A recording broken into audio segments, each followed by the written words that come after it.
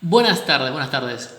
El primer video que les quiero compartir en esta modalidad que queremos ir implementando del aula invertida es sobre el arte de derecho. El arte no es un arte plástica, no es la pintura, la música, tampoco la escultura o la arquitectura. Por arte nos referimos a arts en un sentido latino. ¿Qué es un arte? ¿Y por qué derecho es un arte? Porque el arts es una suerte de técnica, es decir, algo primero que se perfecciona con la práctica. El arte supone algo que se va ejecutando continuamente y con eso se va ganando dominio sobre ese arte, ¿no? ¿Qué hace a un buen guitarrista? Bueno, que ha practicado durante muchas horas y cuanto más practique, más virtuoso va a ser para el arte de tocar la guitarra. Del mismo modo, un arte como el arte de derecho también se perfecciona con la práctica constante de el derecho, que es un poco lo que vemos en la justicia, ¿no? Segunda razón por la cual el derecho es un arte, porque presupone una acción humana que se externaliza en un resultado concreto. Un arte supone hacer algo que produce algo. ¿Qué hace los juristas? ¿Qué hacemos cuando practicamos el arte de derecho en este sentido? Bueno, producimos una decisión, un consejo, una recomendación, una decisión autoritativa, sea sentencia judicial o acto administrativo. En tercer lugar, ¿por qué es un arte? Esto va a enganchar con lo segundo, que es porque es una ciencia. En tercer lugar, porque hay una voluntad que sigue la razón. Las artes no son voluntades desgajadas de la realidad que crecen en palmeras y demás. La voluntad informa, da forma a la razón, ¿no? Lo cual presupone que antes de actuar, antes de decidir, de poner la voluntad hacia un determinado objeto, hubo una razón que trabajó. En el caso de derecho es para tener la resolución de cumplir con el derecho, de hacer vivir el derecho, tenemos que ser capaces de reconocerlo, ¿no?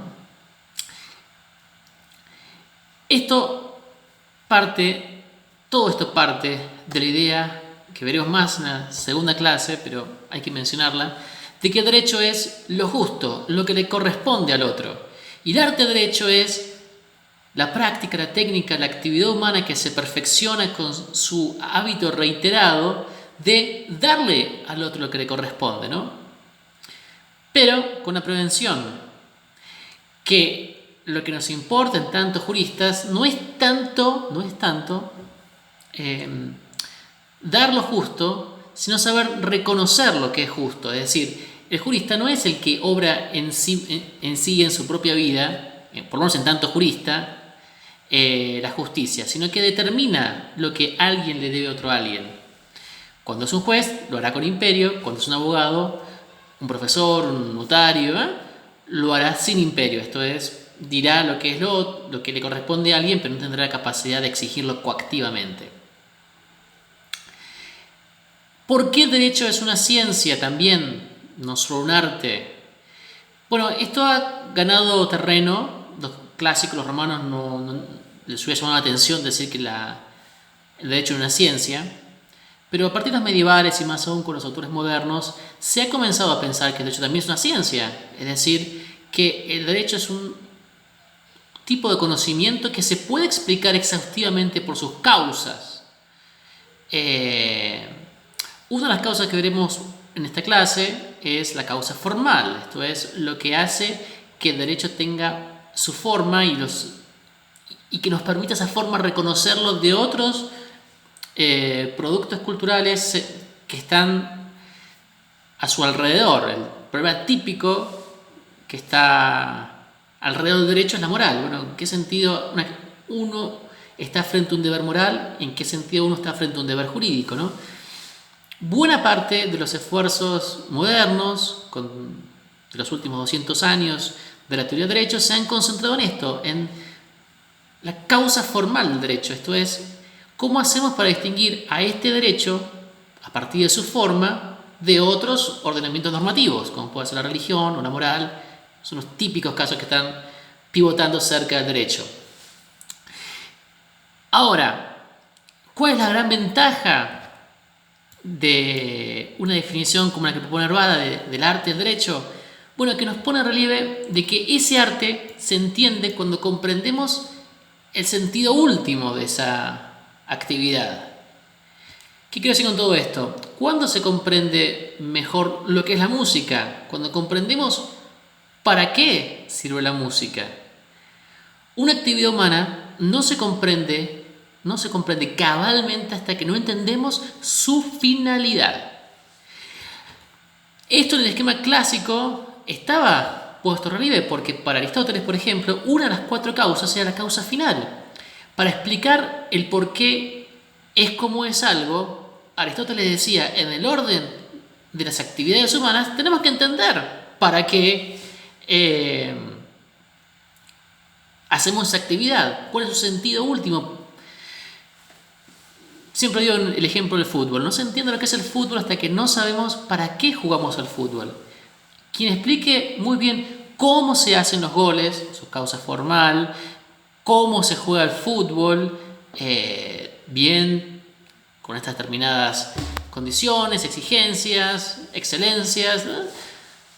Pero hasta que usted no entienda que se juega al fútbol para ganar y se gana metiendo más goles que el adversario, todo lo demás va a ser accesorio. Usted no va a entender realmente lo que es el fútbol. Como nos pasa a los que no somos de Venezuela, los países más del norte, que vemos un partido de béisbol y no entendemos el juego. ¿Por qué? Porque no entendemos bien cómo se anota en ese deporte, y hasta que no lo entendamos no entendemos bien lo que es el béisbol. Sabremos que el partido se desarrolla haciendo estas cosas, pero hasta que no podamos enganchar esas cosas que hacen los jugadores de béisbol con una finalidad, no vamos a entender lo que hace ese deporte. Y eso pasa en toda actividad humana. Entender cabalmente una actividad humana supone entender su porqué.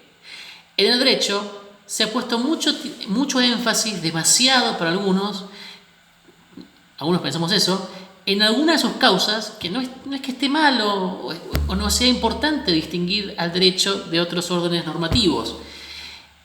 Pero si perdemos de vista la finalidad, la respuesta que demos para distinguir al derecho y la moral va a ser necesariamente como mínimo insuficiente, cuando no errada.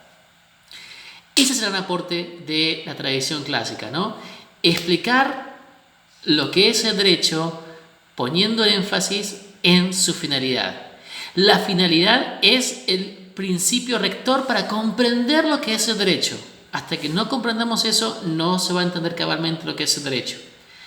La tradición clásica, sobre la cual se estructura la tradición del derecho natural, ha sido muy sabia en eso, en reconocer que el derecho se entiende a partir de su finalidad, que es el arte de dar a cada uno lo que le corresponde. Si uno no entiende eso, no entiende lo que es el derecho, dirían los romanos como Cicerón y todos los juristas de la República y el temprano imperio. Entonces, ¿qué es lo que me importa que entiendan hoy?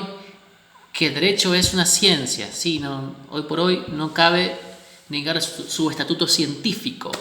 Ahora, solo vamos a entender cabalmente que es una ciencia en tanto en cuanto comprendamos que a la vez es un arte, esto es una actividad humana y por ende tiene una finalidad, y esa finalidad es darle a cada quien lo que le corresponde. ¿Cuál es la distinción del derecho, lo justo, con la justicia? Que la justicia, como bien decía la definición clásica de Ulpiano, es el hábito constante de dar a cada uno lo que le corresponde, lo que es suyo. Ahora, ese hábito, en una explicación más de causas a la manera esotérica, nos permite distinguir al derecho y la moral, por una tradición clásica.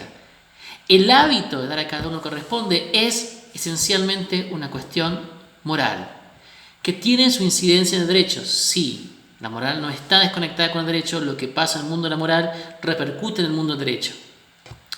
Pero la definición del derecho en tanto ciencia distinguible de la moral no le importa la perfección de la persona humana, no es su objetivo primario.